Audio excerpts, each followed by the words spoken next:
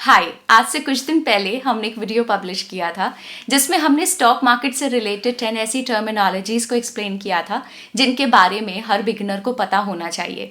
उस वीडियो में हमने आपसे पूछा था कि अगर आप इसका सेकंड पार्ट चाहते हैं तो हमें कमेंट करके ज़रूर बताइए, और आप में से बहुत सारे लोगों ने उस वीडियो के नीचे कॉमेंट किया कि yes we need the second part. So सबसे पहले thank you so much for your responses. अब आज इस सेकंड पार्ट में हम 10 और ऐसी टर्म्स के बारे में बात करेंगे जिनकी हेल्प से बिगिनर स्टॉक मार्केट को और अच्छे से समझ सकते हैं और अपने लिए बेस्ट डिसीजंस ले सकते हैं। लेकिन आगे बढ़ने से पहले अगर आपने चैनल को सब्सक्राइब नहीं किया है तो अभी सब्सक्राइब बटन पे क्लिक करिए और इस वीडियो को लाइक करिए, क्योंकि हम हर हफ्ते ऐसा कंटेंट लेके आते हैं जो आपको एक बेहतर इन्वेस्टर बनने में हेल्प करेगा और वेल्थ जनरेट करने में भी हेल्प करेगा। तो चलिए अब अपने टॉपिक पे वापस आते हैं। फर्स्ट पार्ट में हमने इन टर्म्स को एक्सप्लेन किया था: stock exchange, stock broker, demat and trading account, indices, holding period, delivery and intraday, bull and bear, SEBI, liquidity, dividend. तो अगर आपने वो वीडियो नहीं देखा है तो हम आपको सजेस्ट करेंगे कि आप वो वीडियो भी ज़रूर चेक करें। उस वीडियो के लिंक को हमने इस वीडियो के डिस्क्रिप्शन में डाल दिया है। तो चलिए स्टार्ट करते हैं आज की टॉप 10 स्टॉक मार्केट टर्मिनोलॉजीज। जब आप एज अ बिगनर अपना स्टॉक बाय करते हैं तो आपके सामने प्राइमरीली दो टाइप के ऑर्डर्स के ऑप्शंस आते हैं: market order and limit order. चलिए इन दोनों के डिफरेंस को समझते हैं। सपोज आप स्टॉक मार्केट में किसी कंपनी का शेयर बाई करना चाहते हैं। वो शेयर अभी 100 रुपीज़ पर ट्रेड कर रहा है, लेकिन आप चाहते हैं कि जब ये शेयर 95 रुपीज़ पर पहुंच जाए तब मैं स्टॉक को बाय करूं। इस प्रॉब्लम के सोल्यूशन के लिए मोस्टली सभी स्टॉक ब्रोकर्स आपको लिमिट ऑर्डर का फीचर प्रोवाइड करते हैं। अगर आप 95 रुपीज़ का लिमिट ऑर्डर लगाते हैं तो वो स्टॉक आपके लिए तभी बाय होगा जब वो 95 के प्राइस को टच करेगा। लेकिन कई बार ऐसा भी होता है जब आप किसी स्टॉक को उसके करंट प्राइस पर ही बाय या सेल करना चाहते हैं, तो उसके लिए हम मार्केट ऑर्डर का यूज़ करते हैं। जब आप मार्केट ऑर्डर लगाते हैं तो उस टाइम स्टॉक जिस भी प्राइस पर ट्रेड कर रहा है उसी प्राइस पर आपका ऑर्डर एग्जीक्यूट हो जाता है। लास्ट पॉइंट में हमने लिमिट ऑर्डर और मार्केट ऑर्डर के बारे में बात की, लेकिन स्टॉक मार्केट में ऑर्डर लगाते समय आपने ये बात ज़रूर नोटिस की होगी कि कई बार कुछ स्टॉक्स के प्राइस में बहुत तेज़ी से चेंजेस आते हैं। स्टॉक की प्राइस बहुत तेज़ी से ऊपर या नीचे जाती है, लेकिन कई बार ऐसा नहीं होता। इसी चीज़ को हम वॉलेटिलिटी के नाम से जानते हैं। यानी कि अगर ऐसा कहा जाता है कि एक स्टॉक में हाई वॉलेटिलिटी है तो उसका मतलब ये होता है कि उस स्टॉक का प्राइस बड़ी तेज़ी से ऊपर या नीचे जा रहा है। वॉलेटिलिटी का कम या ज़्यादा होना सप्लाई, डिमांड और स्टॉक में कितनी लिक्विडिटी है उस पर भी डिपेंड करता है। मार्केट कैपिटलाइजेशन या मार्केट कैप किसी कंपनी के सभी शेयर्स की टोटल वैल्यू को इंडिकेट करता है। इसलिए अब आपने ये तो गैस कर लिया होगा कि इसको कैलकुलेट कैसे करते हैं। इसको कैलकुलेट करने के लिए हम कंपनी के करंट शेयर प्राइस को उसके total number of outstanding shares से मल्टीप्लाई करते हैं। सपोज किसी कंपनी का शेयर प्राइस है 100 रुपीज़ और इस कंपनी के टोटल आउटस्टैंडिंग शेयर्स की संख्या है 20 करोड़, तो इस कंपनी का मार्केट कैप 2000 करोड़ रुपीज़ हो जाएगा। लेकिन यहाँ पर हमने एक टर्म यूज़ किया, आउटस्टैंडिंग शेयर्स। आउटस्टैंडिंग शेयर्स वो शेयर्स होते हैं जो कंपनी ने अभी तक इन्वेस्टर्स को इशू किए हैं। अब बात करते हैं लार्ज कैप, मिड कैप और स्मॉल कैप के बारे में। पिछले पॉइंट में हमने मार्केट कैप के बारे में बात की। इस मार्केट कैप के हिसाब से हमारे देश की सभी लिस्टेड कंपनीज को 3 कैटेगरीज में डिवाइड किया गया है: लार्ज कैप, मिड कैप और small cap. Large cap stocks में उन कंपनीज को इंक्लूड किया जाता है जिनका मार्केट कैपिटलाइजेशन 20,000 करोड़ रुपीस या इससे ज़्यादा हो। इसी प्रकार मिड कैप स्टॉक्स में उन कंपनीज को इंक्लूड किया जाता है जिनका मार्केट कैपिटलाइजेशन 5,000 करोड़ रुपीस से 20,000 करोड़ रुपीस के बीच हो। और स्मॉल कैप स्टॉक्स में उन सभी कंपनीज को इंक्लूड करते हैं जिनका मार्केट कैपिटलाइजेशन 5,000 करोड़ रुपीस से कम हो। अब इससे अगले पॉइंट में हम ये समझेंगे कि कोई भी कंपनी स्टॉक मार्केट में अपनी जर्नी स्टार्ट कैसे करती है। इनिशियल पब्लिक ऑफरिंग यानी कि आईपीओ। जब कोई प्राइवेट कंपनी अपने शेयर्स पब्लिक को इशू करती है यानी कि स्टॉक मार्केट में लिस्ट होती है, तो इस दौरान वो जिस प्रोसेस को फॉलो करती है उसे आईपीओ कहते हैं। और आईपीओ इशू करने के बाद एक प्राइवेट कंपनी पब्लिक कंपनी बन जाती है जिसके शेयर्स आप और हम जैसे रिटेल इन्वेस्टर्स भी बाय कर सकते हैं।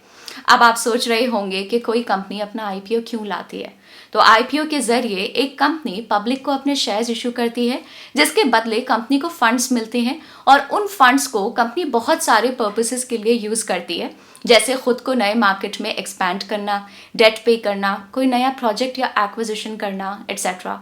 इस वीडियो में हम सिर्फ बेसिक टर्म्स को कवर करने वाले हैं, इसलिए आईपीओ को डिटेल में डिस्कस नहीं करेंगे।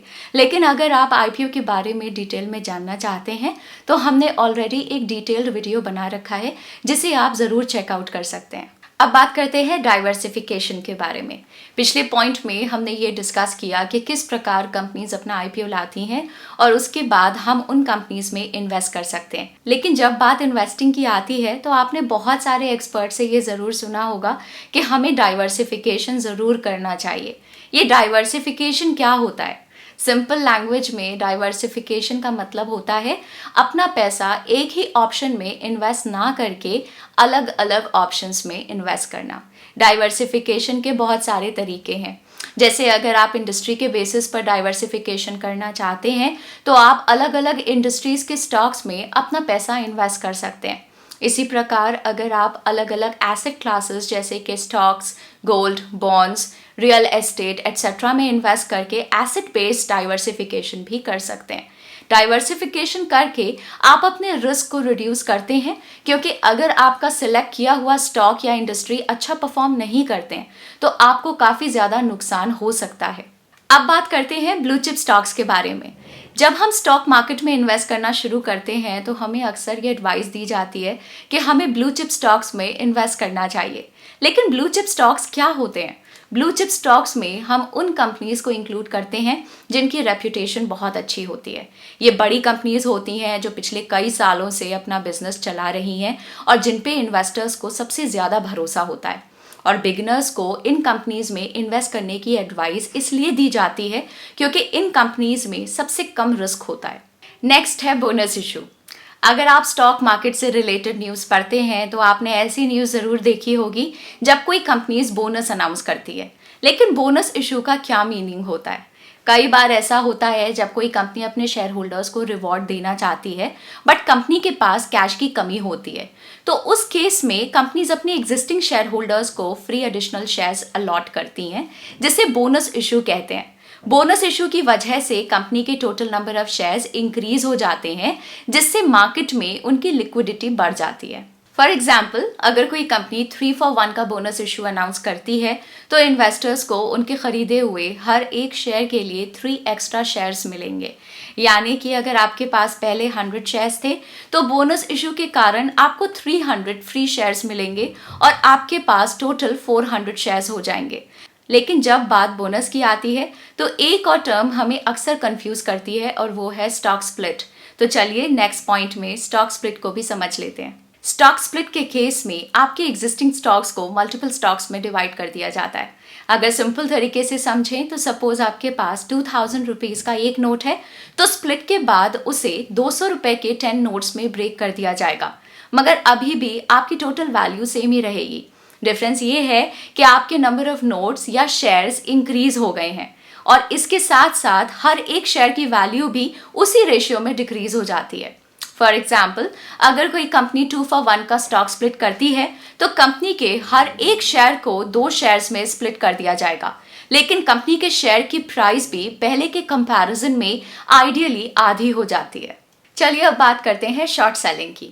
अगर आप स्टॉक मार्केट में नए हैं तो आपको ये एक टर्म ज़रूर थोड़ा कंफ्यूज करता होगा, क्योंकि शॉर्ट सेलिंग में हम पहले किसी स्टॉक को सेल करते हैं और उसके बाद उसको बाय करते हैं।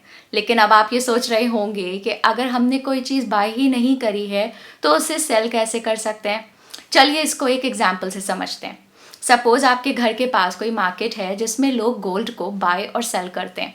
सपोज आज के दिन 1 ग्राम गोल्ड का प्राइस 6000 रुपीज़ चल रहा है, लेकिन आपको लगता है कि थोड़े टाइम बाद ही इसका प्राइस गिरकर 5000 रुपीज़ हो जाएगा, लेकिन आपके पास खुद तो गोल्ड नहीं है। तो अब आप अपने पेरेंट्स से 1 ग्राम गोल्ड बोरो करते हैं, उसको मार्केट में 6000 रुपीज़ में सेल करते हैं और आपको 6000 रुपीज़ मिल जाते हैं। कुछ दिनों बाद आपकी एक्सपेक्टेशंस के अनुसार जब गोल्ड 5,000 रुपीज़ पर आता है तो आप 1 ग्राम गोल्ड को बाय करते हैं, अपने पेरेंट्स को वापस दे देते हैं। इस प्रकार आपके पास एक्चुअल में गोल्ड नहीं था, लेकिन फिर भी आपने 1,000 रुपीज़ अर्न कर लिए।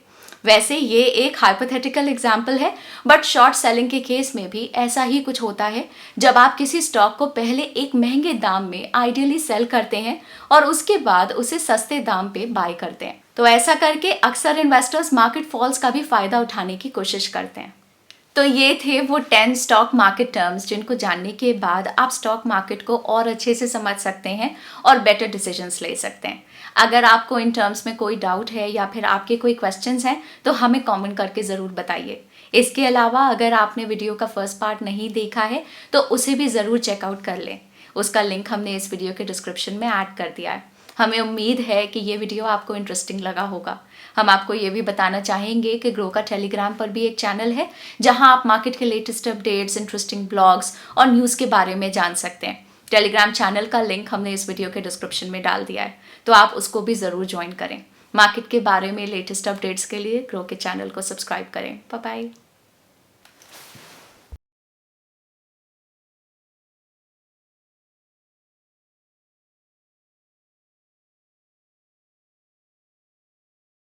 Investment in securities market are subject to market risks. Read all the related documents carefully before investing. Please read the risk disclosure documents carefully before investing in equity shares, derivatives, mutual fund, and or other instruments traded on the stock exchanges.